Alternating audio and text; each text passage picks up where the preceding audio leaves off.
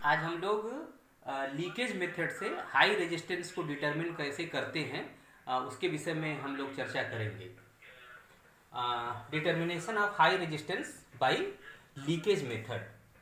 जो हम लोग फार्मूला इसमें यूज करते हैं वो है फार्मूला डिस्चार्ज ऑफ कैपेसिटर में के टॉपिक में हम लोगों ने जो पाया हुआ है, that is Q is equal to Q0 e to the power minus T upon RC। किसी RC सर्किट में जब डिस्चार्ज हो रहा होता है तो हम लोगों ने एक चीज़ देखा था कि जब रेजिस्टेंस की वैल्यू काफ़ी कम होती है तो उसका टाइम कांस्टेंट जो RC टाइम कांस्टेंट है वो काफ़ी कम होता है और इस तरीके से डिस्चार्ज काफ़ी फास्ट हो जाएगा। लेकिन अगर रेजिस्टेंस की वैल्यू काफ़ी ज़्यादा है, मेगा ओम के आर्डर का है, 10 टू द पावर 6 या 10 टू द पावर 8 ओम के आर्डर का है, तो उस समय टाइम कांस्टेंट की वैल्यू काफ़ी ज़्यादा होने की वजह से जो डिस्चार्ज है वो थोड़ा सा स्लो हो जाएगा। उसको हम लोग आराम से ऑब्जर्व कर सकते हैं, उसके टाइम को हम लोग मेजर कर सकते हैं लैब में। इसलिए हम लोग हाई रेजिस्टेंस को डिटरमिन करने के लिए इस लीकेज मेथड को यूज करते हैं। इस फार्मूले से हम लोग एक फार्मूला डिराइव कर सकते हैं आर के लिए expression R G equal to easy है। आप लोग देख सकते हैं कि जब हम लोग एक्सपोनेंशियल को लॉगरिथम में कन्वर्ट करेंगे तो इस फॉर्म में लिख सकते हैं T by R C is equal to logarithm on the base E Q0 by Q and यहाँ लॉगरिथम का बेस अगर हम लोग 10 पे चेंज करेंगे तो ये कोफिशिएंट यहाँ पे इंट्रोड्यूस हो जाएगा। तब r के लिए एक्सप्रेशन आ जाएगा t but divided by 2.3026 into C into logarithm on the base 10 Q0 by Q। तो ये तो हम लोगों का फार्मूला जो यहाँ पे यूज किया जाएगा वो होगा। जो एक्सपेरिमेंटल सेटअप है उसके लिए हम लोगों को इस सर्किट को समझना जरूरी होता है। इस सर्किट में आप लोग ये देख रहे हैं कि एक कैपेसिटर को हाई रेजिस्टेंस के थ्रू कनेक्ट किया हुआ है, एक K3 के थ्रू। फिर एक बैलिस्टिक कॉइल गैल्वेनोमीटर कनेक्ट किया हुआ है, इससे K2 की कनेक्टेड है और एक सोर्स ऑफ EMF है जो कि यहाँ K1 की से इस तरीके से कनेक्ट। तो ये हमारा एक्सपेरिमेंटल सेटअप का सर्किट डायग्राम है। अब हम करेंगे कैसे? तो मेथड में आप लोग देखेंगे कि सबसे पहले हम लोग K1 की को क्लोज करते हैं। यहाँ K1 की को जैसे ही क्लोज करेंगे तो बाकी ये दोनों की K2 और K3 उस समय ओपन है, तो सर्किट पूरा हुआ है हमारा ये वाला। तो तुरंत ही जो है ये कैपेसिटर चार्ज होना शुरू हो जाएगा बहुत तेजी से। जैसे ही चार्ज होगा तो चार्ज की वैल्यू कितनी होगी? Q is equal to Q0। Maximum जो चार्ज आएगा उसमें C इंटू ई के बराबर, जो इसके क्रॉस पोटेंशियल डिफरेंस है और ये कैपेसिटर ये मिल करके डिसाइड करेंगे कि उस पर मैक्सिमम चार्ज कितना आएगा। तो Q0 के बराबर इस पर चार्ज कलेक्ट हो जाता है। जब ये चार्ज कलेक्ट हो जाएगा तो फिर आप इसको ओपन कर दीजिए, इसको की को ओपन कर देंगे। ओपन करने के साथ कितना चार्ज इस पे इकट्ठा हो गया था इसको मेजर करने के लिए हम लोग फिर K2 की को क्लोज करते हैं। जैसे ही K2 की को क्लोज करेंगे तो बैलिस्टिक कॉइल में एक डिफ्लेक्शन जनरेट होगा, क्योंकि ये बैलिस्टिक कॉइल के थ्रू ये डिस्चार्ज होगा तो एक डिफ्लेक्शन जनरेट होगा। जो lamp and scale arrangement system पे इसको हम लोग डिफ्लेक्शन θ0 को कैलकुलेट कर देखते हैं, ऑब्जर्व कर लेते हैं, उसको नोट कर लेते हैं और ये डिफ्लेक्शन Q0 के करेस्पॉन्डिंग होगा।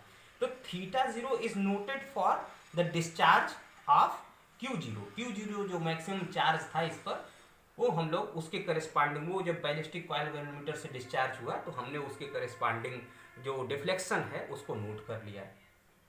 इतना हो जाने के बाद फिर से हम लोग इस की को ओपन कर देते हैं और K1 की को फिर क्लोज किया जाता है। K1 की को फिर से जब क्लोज करेंगे तो फिर से एक बार चार्ज उस पर इकट्ठा हो जाएगा Q0 के बराबर उस कैपेसिटर के ऊपर। जब चार्ज इकट्ठा हो गया, अब यहाँ पे हम लोग चार्ज उसका यहाँ पे जो लीकेज का कॉन्सेप्ट है उसको जरा समझते हैं कि वो क्या होगा। जब K1 को क्लोज करके और Q0 के बराबर जब हम इस पर चार्ज कलेक्ट कर लेते हैं तो उसके बाद इस K1 की को ओपन कर देंगे, क्योंकि चार्ज इस पे जो इकट्ठा होना था हो चुका है।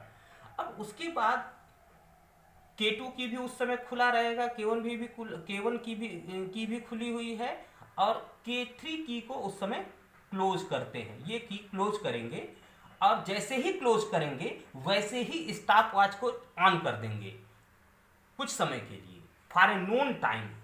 K3 की is closed for known time. जैसे कि K3 को क्लोज करेंगे वैसे स्टॉप वॉच को भी स्टार्ट कर देंगे, और मान लीजिए कि 30 सेकेंड के लिए, 30 सेकेंड के बाद K3 की को भी ओपन कर देंगे और स्टॉप वॉच को रोक देंगे और वो टाइम नोट कर लेंगे। उतने समय में होगा क्या कि कुछ चार्ज लीक कर जाता है इस रेजिस्टेंस के थ्रू। जब चार्ज कुछ लीक कर जाएगा, मान लीजिए टी टाइम के लिए में चार्ज लीक कुछ कर गया, तो अब उस कैपेसिटर के ऊपर चार्ज कितना है, Q के बराबर। यानी टी टाइम के बीत जाने के बाद जो ग्राफ डिस्चार्ज का आप लोग देखे थे तो उसमें ये था, इस तरीके से डिस्चार्ज हुआ था। तो टी टाइम पे चार्ज Q0 के बराबर था, और जब टाइम टी बीत गया तो चार्ज हो गया मान लीजिए ये Q के बराबर।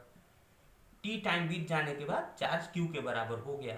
अब जो ये यहाँ पे इस समय चार्ज Q है उसको हम लोग बैलिस्टिक कॉइल गैल्वेनोमीटर, जैसे अब K3 को ओपन कर दिया है, ध्यान रखिएगा K3 को ओपन कर दिया है, और जैसे अब उसके बाद बैलिस्टिक कॉइल गैल्वेनोमीटर की को हम लोग क्लोज करते हैं। जैसे ही क्लोज करेंगे तो बचा हुआ जो चार्ज Q है वो फिर से इस बैलिस्टिक कॉइल गैल्वेनोमीटर के थ्रू डिस्चार्ज होगा, और जब डिस्चार्ज होगा तो एक डिफ्लेक्शन जो कि थीटा जीरो जो से थोड़ा सा के करस्पॉन्डिंग जो डिफ्लेक्शन है उससे कुछ कम डिफ्लेक्शन, क्योंकि चार्ज कम हो गया है, कुछ कम डिफ्लेक्शन आएगा, और वो डिफ्लेक्शन होगा हमारा क्यू चार्ज के करस्पॉन्डिंग। तो यहाँ पे आप लोग देख सकते हैं कि जो अगला स्टेप है उसमें हम लोगों ने ध्यान रखना है कि K3 is now opened and K2 is closed. ये दोनों काम एक साथ होगा। K3 को हम लोग ओपन किए, K2 को क्लोज किए, और साथ ही साथ थीटा इज नोटेड, थीटा को नोट कर लिए कि वो क्यू चार्ज के करस्पॉन्डिंग क्या डिफ्लेक्शन आया। तो इस तरीके से हम लोग ये देखते हैं कि जो Q0/Q का रेशियो है वो थीटा 0/थीटा के बराबर होता है। जब हम लोग बैलिस्टिक कॉइल गैल्वेनोमीटर की थ्योरी को अगर हम लोग पढ़ें तो वहाँ ये देखने में आता है कि जितना ज़्यादा चार्ज पास करता है उतना ही ज़्यादा डिफ्लेक्शन आता है। तो इसलिए since Q is directly proportional to theta, therefore the ratio Q0/Q will be equal to theta 0/theta। तो हम लोग यहाँ पे जो फार्मूला हमारा है उसमें Q0/Q की जगह पे थीटा/थीटा 0 को हम लोग लिख करके और सॉल्व कर लेंगे। C यहाँ पे इस कैपेसिटर की वैल्यू हमको पता है, मान लीजिए हमने 10 माइक्रोफैरड का एक कैपेसिटर लगाया हुआ है, तो हमको C पता है, कितने टाइम के लिए हमने चार्ज को लीक होने दिया था इस रेजिस्टेंस के थ्रू, जब स्टॉप वॉच को यूज किया था हमने, तो वो T पता है। तो T पता हो गया, C मालूम हो गया, Q0/Q पता हो गया। इन तीनों की वैल्यू रख करके हम लोग R की वैल्यू निकाल सकते हैं इस तरीके से। जब हम लोग एक्सपेरिमेंटल लैब में करते हैं तो असल में हम लोग T और लॉग ऑफ थीटा 0/थीटा के बीच में ग्राफ प्लॉट करते हैं, जो कि एक स्ट्रेट लाइन आता है, और इसका स्लोप हम लोग कैलकुलेट करके और तब उसको हम लोग यहाँ यूज करके तो लैब में हम लोग देखेंगे कि वहाँ कैसे करते हैं।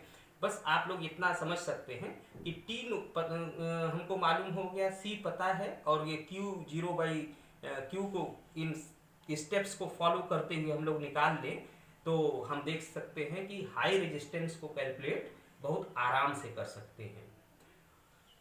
तो उम्मीद है कि आप लोगों को ये प्रकरण अच्छी तरीके से समझ में आ गया होगा कि किस तरीके से हम लोग लीकेज मेथड को यूज करके हाई रेजिस्टेंस कैलकुलेट को डिटरमिन करते हैं।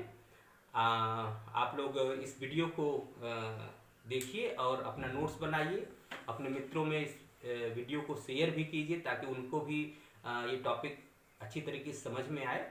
धन्यवाद।